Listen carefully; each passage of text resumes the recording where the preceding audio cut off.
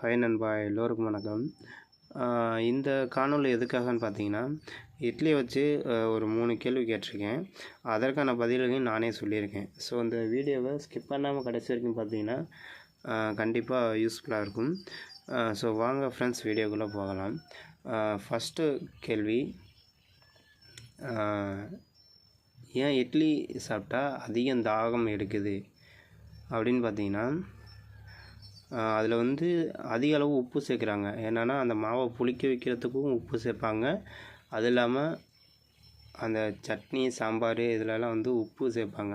அதில் அதிக அளவு உப்பு சேருது. அந்த அதிக அளவு உப்பு சேரையில் நம்ம அதை சாப்பிட்டோம்னா அதிக அளவு தாகம் எடுக்கும்.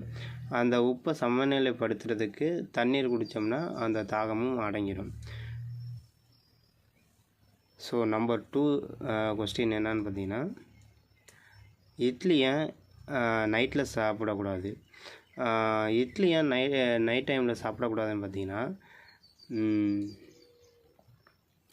அதாவது முன்னாடி சொன்ன மாதிரியே தான், அதில் உப்பு கண்டென்ட் அதிகமாக இருக்கிறதுனால நம்ம நைட்டு சாப்பிட்டுட்டு தூங்கிடுவோம். ஸோ அந்த டைமில் தாகம் எடுக்கிறது நமக்கு எதுவும் தெரியாது. அதனால் போதுமான தண்ணி பத்தாதனால செரிமான பிரச்சனைகள்லாம் ஏற்படும். ஸோ அதான் காரணம். நம்பர் 3 கொஸ்டின் என்னன்னு பார்த்தீங்கன்னா, நைட்டில் யாரெல்லாம் இட்லி சாப்பிடக்கூடாது? இந்த கொஸ்டினுக்கான ஆன்சர் என்னன்னு பார்த்தீங்கன்னா, அதாவது குடல் சம்மந்தப்பட்ட பிரச்சனைகள், செரிமான பிரச்சனைகள் உள்ளவங்க, வாயு தொல்லை பிரச்சனை உள்ளவங்கலாம் நைட் டைமில் இட்லியை தவிர்க்கலாம்.